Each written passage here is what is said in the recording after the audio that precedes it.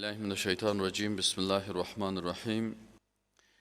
حال این نورانیت در کجا بیشتر می باشه؟ این هدایت در کجا بیشتر می باشه؟ الله متعال میگه فی بیوت، در خانه هایی که اذن الله ان ترفع و یذکر فیها اسمه، در او خانه هایی که الله متعال اجازه داده که بلند شوه و یعنی ساخته شوه این خانه ها و یذکر فیها اسمه و در او نام الله یاد شود، یعنی مساجد است. بهترین اماکن نورانیت در کجا هست؟ اماکن هدایت مساجد است.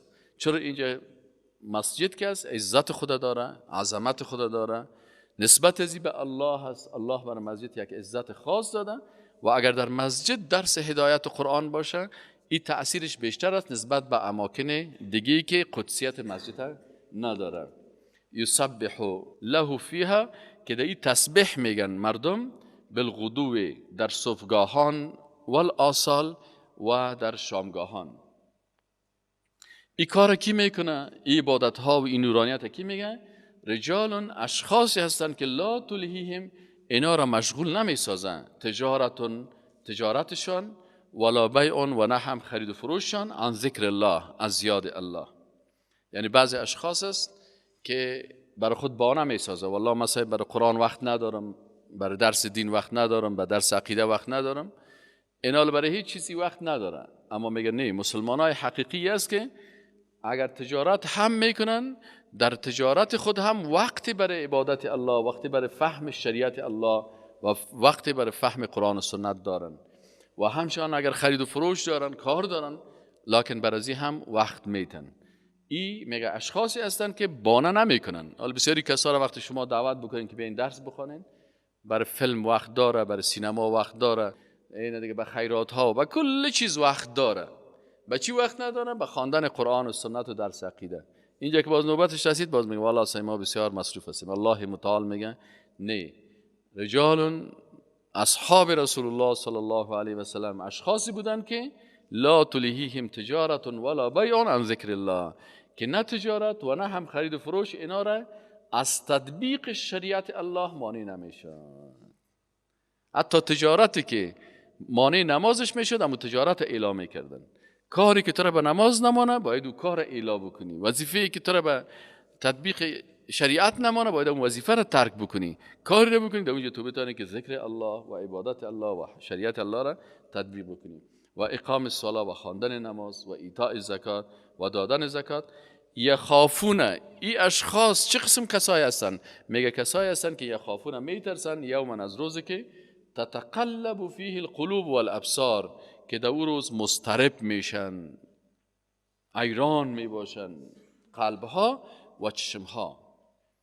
لیجزیهم الله، یا چرا تجارتشان و مصروفیت های دنیایی مانع تطبیق شریعت الله بر از اینا نمیشه؟ به خاطر ازی که اینا هدفمند هستن. هدفشان چی است؟ لیجزیهم الله احسن ما عملوا، تا که الله پاداش بده بر از اینا با آنچه کردن احسن ما عملوا. اینجا احسن گفتم، اینا علما میگن که احسن چی نمیگن؟ میگه احسن الاسواب والاخلص. احسن چی نمیگن؟ معنای احسن چی است؟ اسواب و اخلص. اخلص چی معنی؟ که خاص به خاطر رضایت الله یه عمل انجام میده. اسواب کدام عمل میگن؟ عملی که مطابق طریقه رسول الله صلی الله علیه و سلم باشه، او ثواب است. عملی که درست است، یعنی عبادت که قبول میشه، احسن میشه به دو شرط: اخلص و اسواب.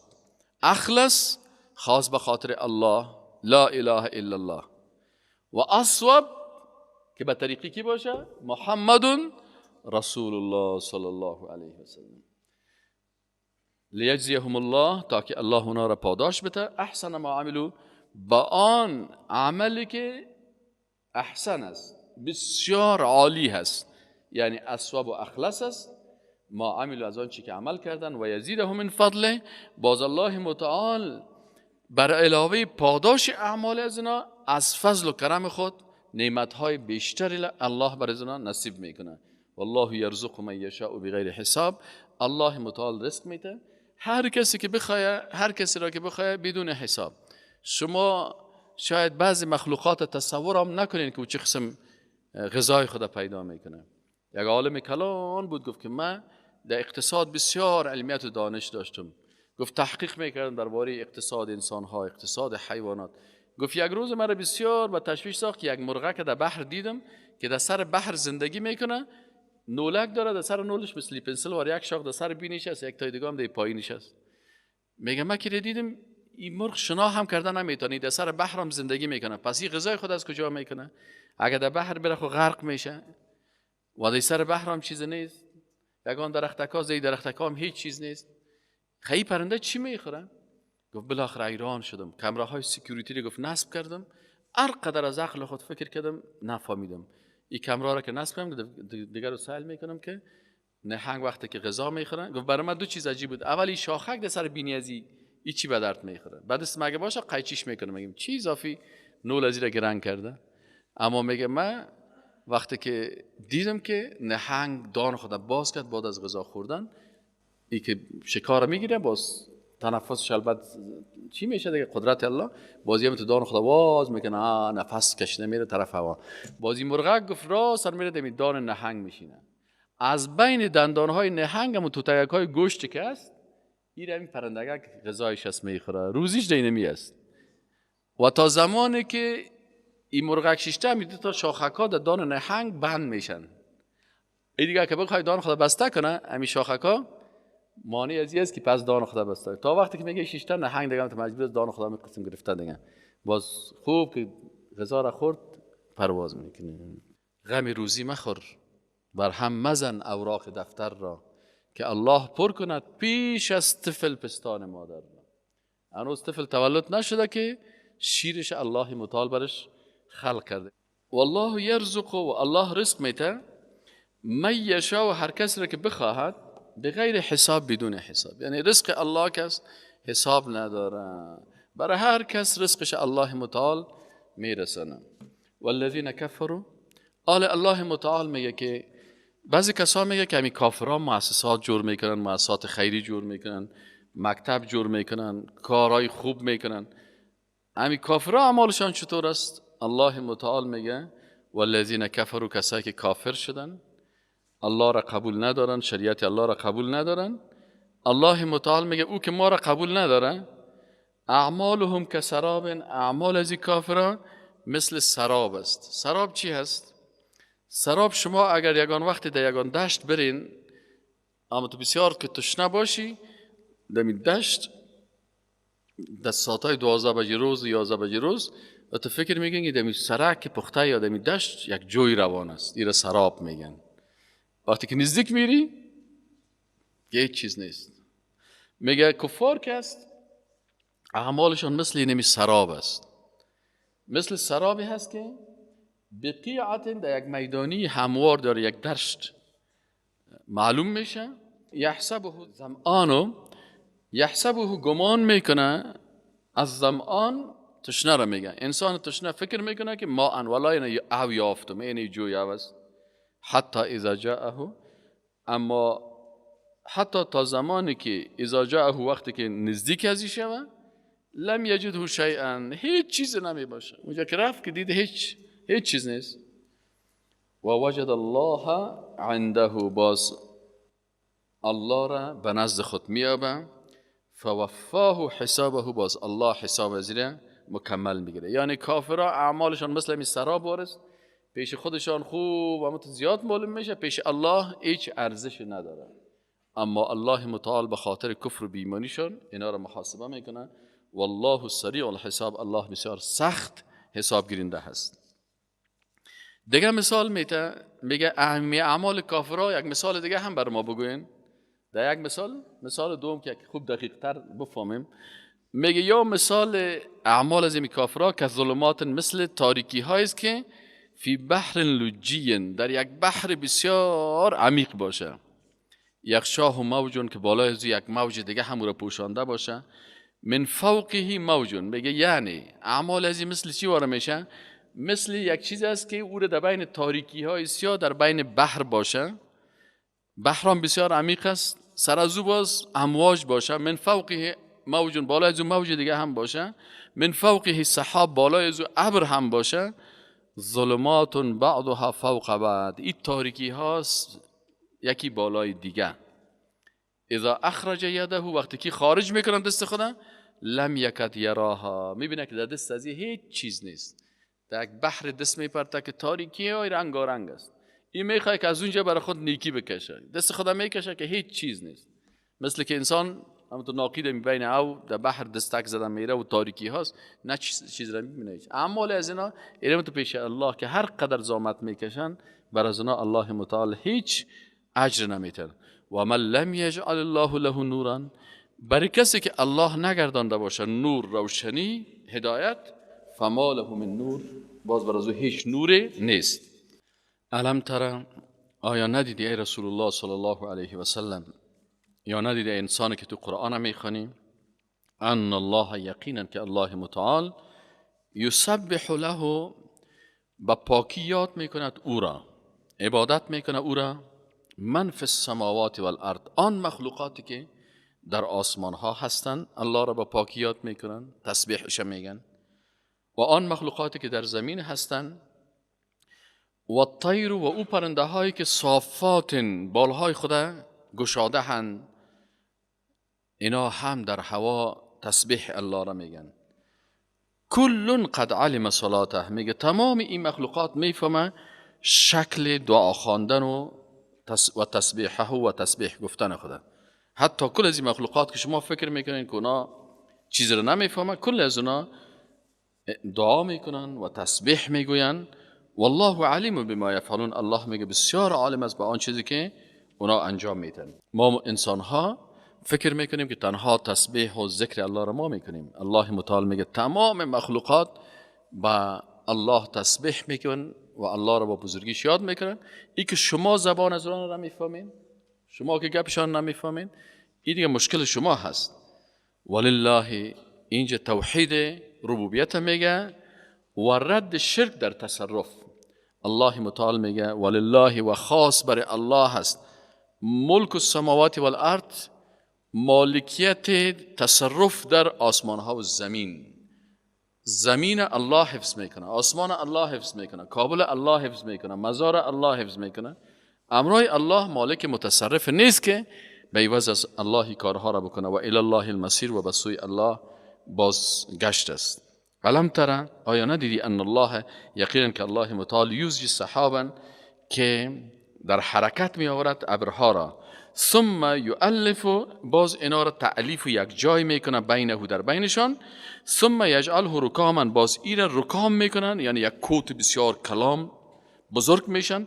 فتر الودق، باز شما میبینید که قطرات باران را که یخرج من خلاله، که از میان از می ابرها خارج میشن. و ینزل من السماء، و الله متعال نازل میکنه از آسمان، من جبال فیها، ابرهایی که مثل کوها هستند.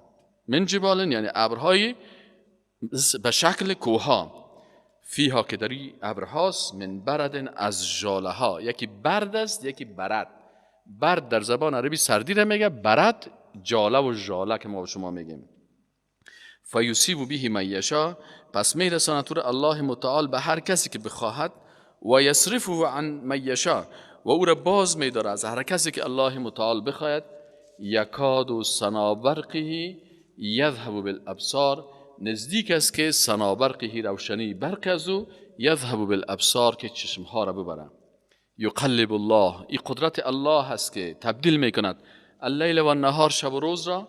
ان فی ذلک، در اینمی خلقت امی مخلوقات که است، چی ابر است، چی آسمان است، چی ژاله هست، چی رکامهای از ابر است، چی پایان شدن از اینا مانند کوها هست، و یا چی رعد و برقی که در بین ازی است، و یا انتقال شب و روز. در تمام از اینا لعبرتون، پند و درس عبرت است، لأولی الابصار، برای کسانی که صاحب بصیرت هستند و قلب روشن دارند. والله خلق کل دابه، همچنان الله متعال خلق کرده هر جنبنده را. دابه چی را میگن؟ دابه جنبنده. الله متعال میگه خلق کرده کل دابه، هر جنبنده را، من ماء، از آب. فمنهم، پس از جمله امی جنبنده ها، من یمشی علی بطنه، بعضی از اینا پای ندارن، دست ندارن، با شکم خود مثل مار در حرکت هستن، با سر شکم خود در زمین را میرن. و منهم من یمشی، و بعضشان یمشی علی رجلین، که حرکت میکنن با دو پای، که انسان ها هستن. و منهم من یمشی علی اربع، و بعضی از اینا چهار پای هستن که با چهار پای حرکت میکنن، حیوانات. یخلق الله ما یشاء، الله متعال خلق میکنه آنچه را که خواسته باشه. ان الله علی کل شیء قدیر، یقینا که الله متعال بر هر چیز قدرتمند است.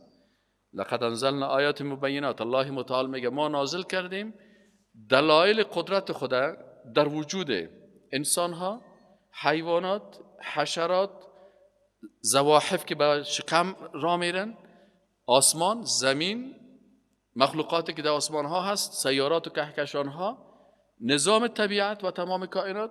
و همچنان الله متعال میگه در قرآن و سنت آیات خدا با شکل بسیار مبینات که روشن و واضح هستند. والله یهدی من یشاء الی صراط مستقیم، الله هدایت میکنه به طرف نور خود، به طرف ایمان خود، من کسی را که یشاء بخواهد. یعنی در اینجا قلب پاک کار است که بفهمه، باز الله متعال اونا را هدایت میکنه الی صراط مستقیم، به راه راست. و یقولون آمنا بالله، اینا چی میگن؟ انسان های مؤمنای حقیقی اونا میگن ما ایمان آوردیم بالله، به الله، و بالرسول، و ایمان آوردیم به رسول الله صلی الله علیه و سلم. مثل بعضی کسا ورنیست که بگه من قرآن قبول دارم، سنت قبول ندارم، الله را قبول دارم، پیغمبرش قبول ندارم. نه، الله متعال میگه مسلمانای واقعی است که بالله، به الله ایمان دارن و به کتاب الله که قرآن است ایمان دارن، بالرسول، به رسول الله هم ایمان دارن و به سنت های رسول الله هم باور دارن. و باز چی میگن؟ بعد از اینکه گفتن که آمنا، باز میگن و اطعنا، یا الله ما تنها در لفظ خود اکتفا نمیکنیم، و اطعنا و اطاعت میکنیم. ثم سپس یتولا فریق منهم، رو میگردن تا گروهی از ایشان، من بعد ذلك، بعد از این، و ما اولئک بالمؤمنین، باز اینا مؤمنان نیستن. اینا لی کسایی که باز رو میگردانن از آنچه که دلایل قدرت الله هست و از آنچه که شریعت الله هست، باز الله متعال میگه و ما اولئک بالمؤمنین، یا مؤمن نیستن. و اذا دعوا، این مردمای بیدین چه قسم مردمایی هستن؟ وقتی که دعوت کرده شوند الی الله و رسوله، با اطاعت از الله و رسولش، با قرآن و سنت دعوت شوند، لیحکم بینهم، تا که قرآن و سنت حکومت کنه در بینشان. این نظام سیاسی اسلام میگن که نظام سیاسی اسلام، حکومت اسلامی حقیقی او است که در اونجا حاکمیت و حکومت از قرآن و سنت باشه، تا قرآن در بین از اینا حکم بکنه. اذا فریق منهم، باز یک تعداد گروه دیگه هستند که معرضون باز از کتاب الله و سنت رسول الله صلی الله علیه و سلم چی میکنن؟ اعراض میکنن. باز میگن ما این قانون شریعت قبول نمیکنیم، قانون فرانسه خوبش است، قانون امریکا خوبش است، سوسیالیسم خوبش است، کمونیسم خوبش است، دموکراسی خوبش است. و این یکن لهم الحق یأتوا الیه مذعنین، باز وقتی که شریعت حکم میکنن اگر برشان حق باشه که به منفعتشان باشه، یأتوا الیه مذعنین، باز به طرف شریعت میان خوب مذعنین، یعنی خوب قبول میکنن او را، تسلیم میشن، اینجا باید قرآن بسیار خوب گفته. افی قلوبهم مرض ام ارتابوا، آیا در قلبهایشان مرض است؟ ام ارتابوا، یا در شک هستند؟ ام یخافون، یا میترسند ان یحیف الله علیهم، ای که الله سرشان ظلم بکنه، و رسول، یا رسول الله سرشان ظلم بکنن. چرا اینا این کارا را میکنن؟ میگه الله متعال میگه بل اولئک هم الظالمون، یا مشرک هستند، ظالم هستند، امرای الله فرعون شریک میسازند در قانون الله، و فرعون صفتها را در شریعت الله شریک میسازند. پس این هم قلبشان مریض است، هم در شک هستند، و هم به الله و رسولش یقین ندارن. انما کان قول المؤمنین، اما در مقابل از اینا مؤمنای حقیقی کدام مردم هستند؟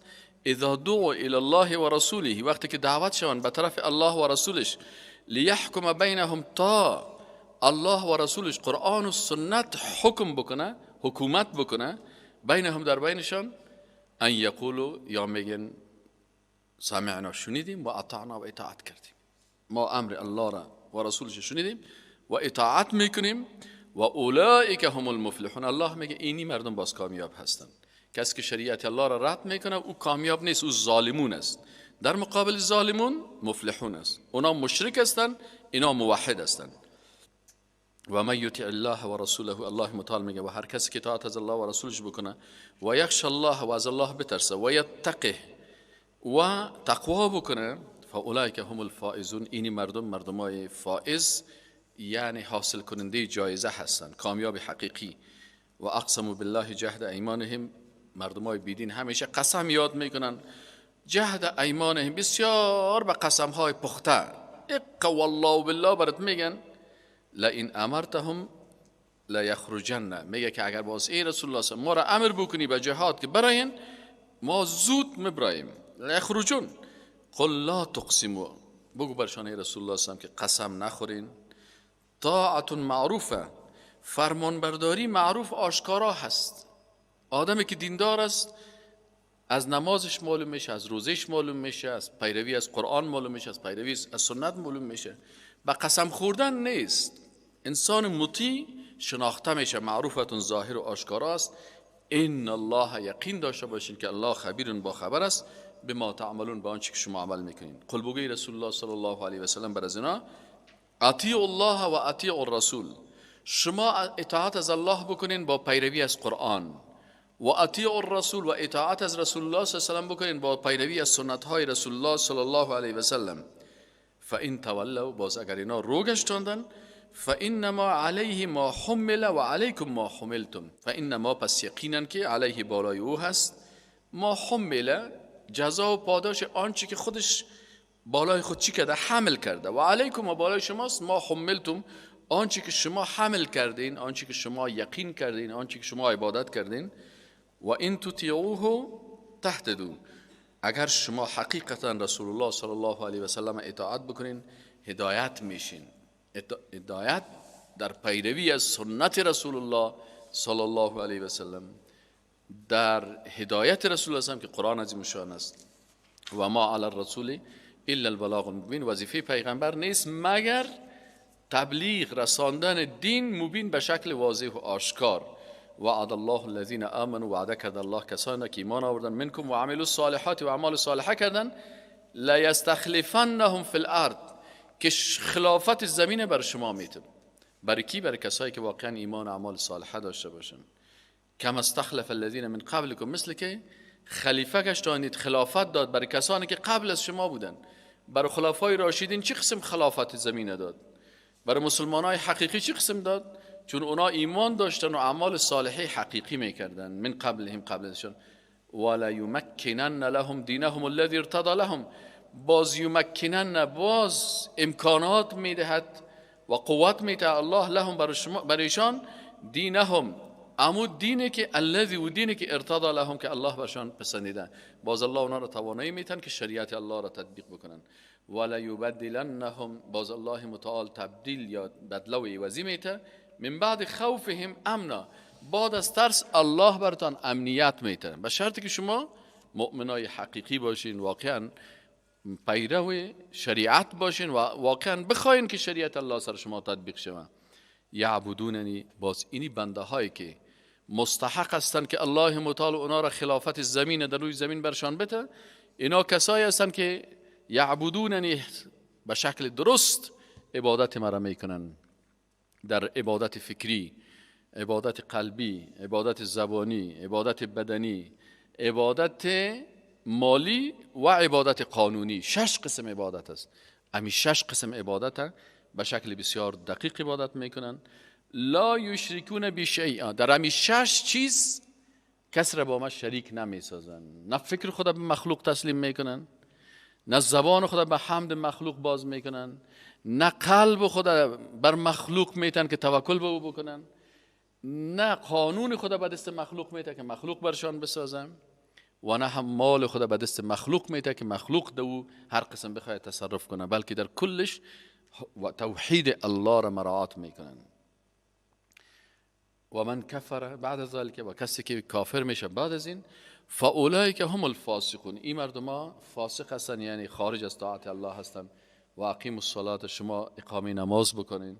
اقامه نماز یعنی به طریقی رسول الله صلی الله علیه و سلم نماز بخوانین، نه به طریقی بابا کلان و مادر کلانتان که 40 سال تیر شده تا بالا تحیات صحیح خواندن نمیتونه، تحیات میگه، تحیاتو این 50 سال نماز خوانن تا بالا حی و خیره فرق کردن نمیتونه. میگه و اقیم الصلاه، اقامه نماز بکنین به طریقی رسول الله صلی الله علیه و سلم نماز بخونین که در سر هر آیت توقف بکنین، رکوع و سجده تان بسیار درست باشه. و آتوا الزکات، و زکات مالتان بدین. و اطیعوا الرسول، و از رسول الله صلی الله علیه و سلم با سنت هاش اطاعت بکنین. سر سنت های پیغمبر صلی الله علیه و سلم انتقاد و سر سنت های پیغمبر صلی الله علیه و سلم تبصره نکنین، بلکه وقتی که حدیث صحیح شد از او اطاعت بکنین. لعلکم ترحمون، شاید که باز او وقت سر شما رحمت الله نازل شود. لا تحسبن الذين كفروا، شما گمان نکنین کسانی که کافر شدن معجزین که فی الارض، که اینا عاجز کرده میتونن الله را در زمین. ابدا. و مأواهم النار، جایگاه از اینا آتش دوزخ است. یک چند وقت الله برشان فرصت میتن که باز نگوید که پروردگارا تو ما را وقت میدادیم ما اطاعت میکردیم.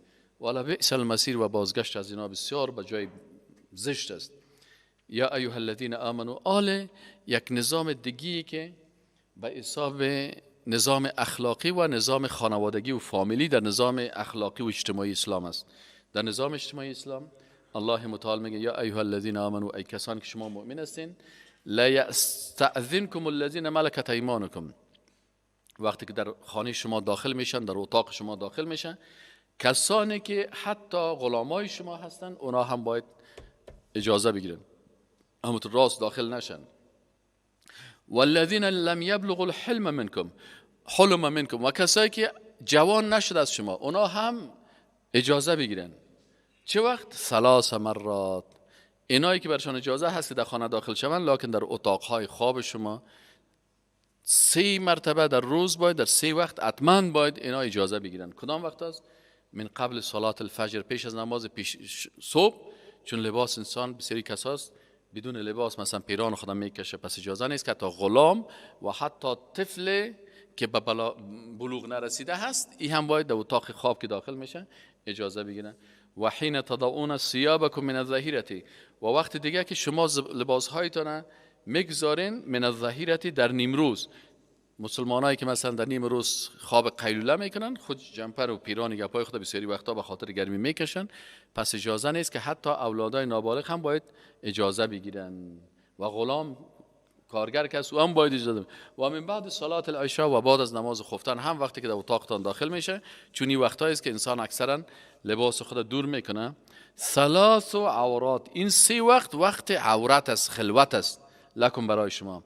لیس علیکم، نیز بالای شما، ولا علیهم جناح، نه بالای شما نه بالای از اونا گناه نیست. بعد هونه بغیر از این 3 وقت که اگر باز اینا داخل اتاق میشن، طوافون علیکم، چرا که این همیشه در خانه امرای شما جای زندگی میکنن، در بین خانه طواف میکنن، این طرف میگردن. اینجا کلمه طواف به معنای حرکت و نقل و گشتن است در بین خانه. بعضکم علی بعض، بعضی از شما بر بعضی دیگه تان. کذالک یبین الله لكم الآیات. حتی یک کسی پرسان که از رسول الله گفت یا رسول الله من پیش مادرم که داخل میشم اجازه بگیرم؟ او گفت آیا خوش داری که پیش مادر داخل شوی، مادرت در حالتی ببینی که لباس میپوشه، برهنه باشه؟ خب وقتی است که او مثلا لباس خود تبدیل میکنه چیز، حتی در اتاق مادرت هم که داخل میشی باید چی کنی؟ اجازه بگیری. کذالک، این چنین یبین الله، بیان میکنه الله لكم الآیات، بر شما احکام خود را. والله علیم حکیم، الله بسیار عالم است و در احکام خود بسیار با حکمت است. و اذا بلغ الاطفال منکم الحلم، وقتی که می اطفال خردی که در خانه شما هست، خوارزادیتان، بیادرزادیتان، اینیا که وقتی به بلوغ برسن، فلیستأذنوا کما استأذن الذین من قبلکم، باز اینا هم باید اجازه بگیرن در داخل شدن از منازل، مثل که اجازه میگرفتن کسای دیگه. بعضی کساست ای بیادرزاده که مثلا ای بچه که ایورم است در زیر چشم ما کلان شده، آلو قطع بروتا کشیده، نه ولی اینی که از بچه که خالیم است، اینی دختره که بچه که عمیم است. خب بچه خاله نامحرم است، بچه عمه نامحرم است. اینی ورکم از در زیر دست ما کلان شده. خاله ورکت خب وقت خورترک 9 ساله بود، حالا ماشاءالله کلان دانگ چیز واره گشته. این حال بعضی کساست در این قسمت بسیار بی تفاوت هستند در قسمت خانم‌های خود. این نگه که بچه خواندیم، این نگه که دختر خواندیم. در اسلام کجاست بچه خواندی و بچه پدر خواندگی؟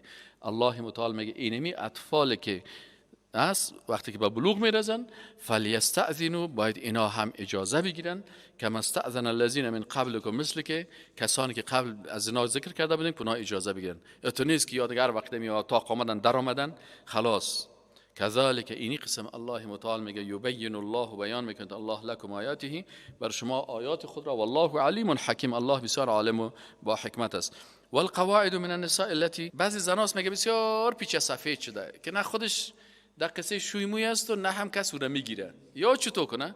میگه والقواعد، و زنای بسیار کلان ساله که دیگه از پای ماندن من النساء از خانم ها، اللاتی، و خانم هایی که لا یرجون نکاحن، که خودشان علاقمند نکاح نیستن، فلیس علیهن جناح، پس بالای از اینا گناه نیست، ان یضعن ثیابهن، که اگر اینا باز مثلا این لباس های حجاب کلان کلان نپوشن، یعنی اگر از رویش معلوم میشه یا دستکایش معلوم میشه، خود دستکایش هم بیچاره چملکک از رویشون مثلا ضعیف است، او را که از رویشون ببینه دیگه میگه این پروا ندارم. غیر متبرجات بزینه، بازت نشه که خالگک با سرخی و سفیده و آرایش مجسرین کدگی برای نه، باز تو نکنه که مویای و چوتیای مویای خود مویای سفید خود سیاه رنگ کنه و باز چشما را جور کنه. نه، غیر متبرجات بزینه، لکن اونا هم تبرج و آشکار کننده با زینت خود، که زینت خود به مردم نشان بده. تو نیست که پیرانک خولج بپوشه و سینه‌هایش معلوم شه و این قسمی نه دیگه، با مو اندازه که اجازه از برش. و ای یستعففن خیر لهن، اگر در این حالت پیری هم اینا طلب عفت بکنن، پاکی بکنن، روی خود از مردای نامحرم بپوشانن، این هم برشان بهتر است. والله سمیع علیم، الله متعال بسیار شنوا و بسیار با علم و با خبر است. لیس علی الاعمی حرج. حالا یک حکم دیگه میگه که بعضی اوقات مثلا یک نفر مریض است، یک مشکل داره، یک سختی داره، این هم میتونه بعضی احکام شریعت الله را تطبیق بکنه. مثلا نابیناست با جهاد رفتن نمیتونه، مثلا یک نفر مریض است استادکای نماز خواندن نمیتونه، یک نفر پای خود راست کردن نمیتونه، پای قات نماز میخونه. الله متعال میگه در نظام اجتماعی اسلام که از شما زیاد فشار نبیارین سر کسایی که توانایی یک کار ندارن. لیس علی الاعمی حرج، بالای نابینا حرج و سختی نیست که از بعضی از احکام شریعت معاف شود. نابیناست، او حکم به چشم نیاز داره و این چشم نداره. ولا علی الاعرج حرج، همچنان یک کسی از اعرج چی نمیگن؟ یعنی کسی که یک پایش قطع است، یا یک پای نداره یا دو پای نداره، سر از او هم فشار نیست، او میتونه شش رکعتی نماز بخونه، او بسیاری احکام نمیتونه تطبیق بکنه. ولا علی المریض حرج، یک کسی مریض است، او مریض است، سر از او هم سختی نیست. مثل که یک نفر از گردش بسیار سخت درد میکنه، سنگ داره، دکتر برش میگه که تو همین ما را روزه گرفته نمیتونی، این دیگه صاحب همین گردهای خودم محکم گرفته، و دکتر برش میگه که تو بعد از هر نیم ساعت یا یک ساعت باید نیم پیاله او بخوری، که میگه که راسن بره در کجایت در گردید. عالی دیگه قرار او ماندگیست، میگه نه من روزه دارم. الله میگه ولا علی المریض حرج، سر مریض حرج و سختی نیست که تو سرش بسیار فشار بیاری که چیست. ولا علی انفسکم ان تاکلوا من بیوتکم، همچنان سر شما حرج نیست که اگر شما غذا بخورین من بیوتکم، از خانه های خودتان. حال در خانه خودت میری میخوای که مثلا گشنه هستی یک تو تنان بگیری، حال دیگه میری باش که آقایم بیاین باز از پیش اجازه بگیریم که اجازه است ما زمین دسترخوان نان بگیرم. الله میگه قدرم دیگه بسیار خدا فشار سرتان نبیارین. وقتی که در خانه خودت است برو از دسترخوان غذا را بگی یگان چیز بخو. او بیوت آبائکم، یا خانه پدرتان میرین اونجا میرین غذا میگیرین میخورین. او بیوت امهاتکم، یا از خانه های مادرهایتان. او بیوت اخوانکم، یا در خانه برادرتان میرین. او بیوت اخواتکم، یا خانه خواهرهایتان میرین. او بیوت اعمامکم، یا در خانه عمهایتان میرین. یا او بیوت اعمامکم، کاکاهایتان، عم کاکا، اعمام کاکاها. او بیوت عماتکم، یا در خانه های عمه هایتان. او بیوت اخوالکم، اخوال جمع خال است، خال ماما را میگن، یا در خانه مامایتان میرین. او بیوت خالاتکم، یا در خانه خاله هایتان میرین. او ما ملکتم مفاتیحه، یا در او خانه هایی که کلیشه بر شما دادن، حالا اونجا رفتی یک چیز خوردی، او صدیقکم، یا در خانه یکی از دوستایتان است. وقتی که خانه از اونا میمان میرین نان میخورین، دیگه مشکل نیست که حالا شما سرتان نه ولی من نان مامای من نمیخورم، نان کاکای من نمیخورم، نان خسر من نمیخورم، نان خوشوی من نمیخورم. اینا لیه الله متعال میگه که وقتی که در خانه دوستایتان میرین دیگه چی کنین؟ او ملکتم مفاتیحه، خانه که کلیش به شماست، او صدیقکم، یا خانه یک دوستان میرین، لیس علیکم جناح، بالای شما گناه نیستن، تاکلوا جمیعا او اشراتا، ای که کلتان سر دسترخوان بین بشینین یک جایی بخورین یا تنها بخورین. اما تو نشه که باز بگی ما اجتماعی سیم، زن و مرد سر دسترخوان میشنیم، این قسمی دیگه بیخی نکنین. یعنی کل مردا سر دسترخوان یک جایی میشینن نان میخورن، هم درست است. اگر مثلا یک بجه از نوکری می دیگه شکرین بجه می اوش علایده میخوره، علایده میخوره، پروا نیست. اما تو نیست که زنای نامحرم و مردای نامحرم و زنای میمان و مردای میمان کلشان بین، این باز بی حیایی است، بی شرمی است. فاذا دخلتم بیوتا، وقتی که شما داخل شدید در خانه، فسلموا علی انفسکم، بالای نفسایتان سلام بتین، تحیه من عند الله، او تحیه را بتین که از جانب الله است. در خانهتان که در آمدین بگین السلام علیکم و رحمت الله و برکاته.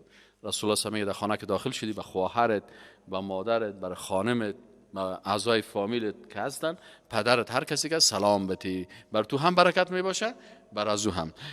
چه قسم سلام بتی؟ امو تحیه سلام علیکی که از طرف الله آمده که چی است؟ السلام علیکم.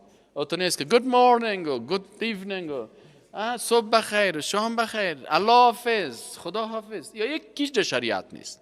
این گپا رو وسو کنین، یا الله حافظ و خدا حافظ و گود مورنینگ و گود بای، کلش یک حکم داره. تحیه که از جانب الله آمده چی است؟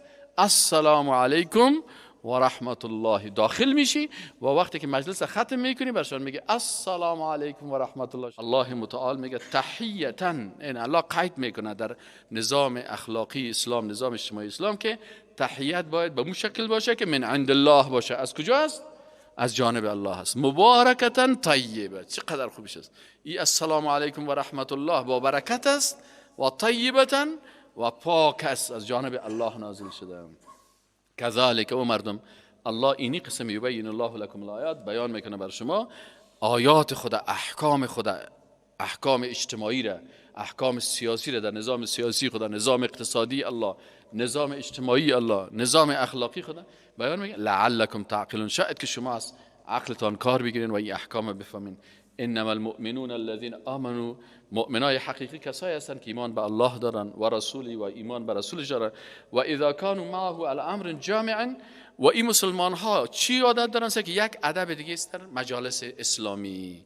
این چی مجلس است؟ میگه اذا كانوا على امر جامع، وقتی که در یک کار جامع مثل درس است، مجلس است، لم یذهبوا حتی یستأذنوه، از این نمیرن مگر ای که اجازه بگیره. یگان طرف ببینی آیات قرآن قطع میکنه، تک تک تک تک کپک کپک میبره، موبایل خود روشن میکنه، باز تک تک تک تک میایه. همین بیادبی هست.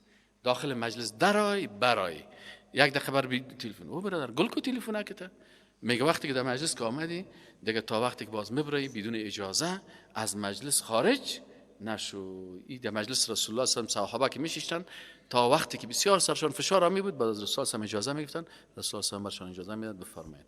اما یک نفر مدرای و ناقی مبرای و باز چرخک میزنه و پس میاد، باز تنگ تنگ تنگ تنگ از اون موبایلش است، باز اون یک دفعه بینی خدا کپک گرفته، بالای حیران من چی گپ است، غلط کردم، چی گپ شد. این آداب انسان باید بسیار مراعات بکنه در مجالس درسی.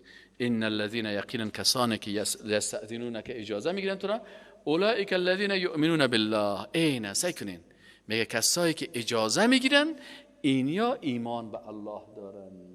او کسایی که همین قسم اجرای نمیزدن سر رسول الله صلی الله علیه و سلم، از مجلس مبر آمدن میرفتن، این مردمای بی ایمان و منافق بودن. یعنی شما صفات منافقین در خود نداشته باشین. فاذا استأذنوک، باز بر رسول الله صلی الله علیه و میگفت که اگر از تو اجازه خواستن لبعض شانه، برای بعضی کارهایشان، فاذن لهم، اجازه بدید برشان، بفرمایید. لمن شئت منهم، برای هر کسشان که خواستی. واستغفر لهم الله، باز برشان مغفرت هم از الله بخوای. که بیچاره مجبور بود، اگر چی اینجا آمده بود لکن کار داشت، اجازه خواست، من برش اجازه دادم رفت. ان الله غفور رحیم، یقینا که الله متعال بسیار بخشاینده و مهربان است. یک ادب دیگه چی هست؟ میگه شما وقتی که نام رسول الله صلی الله علیه و سلم میگیرین، اتو مثل نامای دیگر آوره. بعضی بیادبا میامد باز میگفت ای محمد، یا محمد عندي سوال، میگه نه، یا محمد غلط است، نگوین. چی بگوین؟ بگین ای رسول الله صلی الله علیه و سلم، ای نبی الله صلی الله علیه و سلم.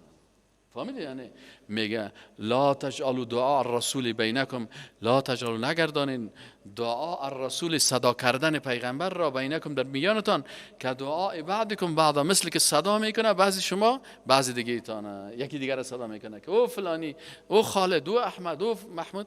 نه، رسول الله صلی الله علیه و سلم وقتی که صدا میکنی با چی میگفتن صحابه؟ ای رسول الله صلی الله علیه و سلم، قد یعلم الله الذین، یقینا که الله میداند، الذین، کسایی را که یتسللون منکم لواذا، که از بین شما همه تو مخفیگک از مجلس مبرایه، لواذا همه تو کپک کپک و خپک خپک. دیدین یگان تا موبایلک شما قسمی دیدش است. فلیحذر الذین، پس باید حذر بکنن، بترسن، الذین، کسانی که یخالفون، مخالفت میکنن، عن امره، از امر رسول الله صلی الله علیه و سلم، ان تصیبهم فتنه، ای که برشان برسه یک فتنه، یک مصیبت، او یصیبهم عذاب علیم، یا برسد برشان عذاب دردناک. یعنی کسایی که بعض منافقا بودن، بعد از مجلس رسول الله صلی الله علیه و سلم پتک پتک میبرامدن، میخواستن پیغمبر فریب بدن، بازی بدن که ما در مجلس هستیم، باز اول روی خود خوب نشان بدن، باز خب بکدن میبرامدن. الله متعال بر رسول الله صلی الله علیه و سلم خبر داد که اینی مردم منافق هستن، بیدین هستن. الا آگاه باشید، ان لله ما فی السماوات والارض، یقینا که مالکیت و تصرف آسمان ها و زمین مخصوص الله هست. قد یعلم ما انتم علیه، الله میفهمه آنچه که شما در او قرار دارید. و یوم یرجعون الیه، و او روزی که شما به سوی الله برمیگردید، فینبئهم، باز الله متعال خبر میده منافقان را، بما عملوا، با آنچه که عمل کردن و نیت غلط داشتن. والله بكل شیء علیم، و الله متعال به هر چیز بسیار علیم و با خبر است. سبحانك اللهم و بحمدک، اشهد ان لا اله الا الله، استغفرك و اتوب الیک.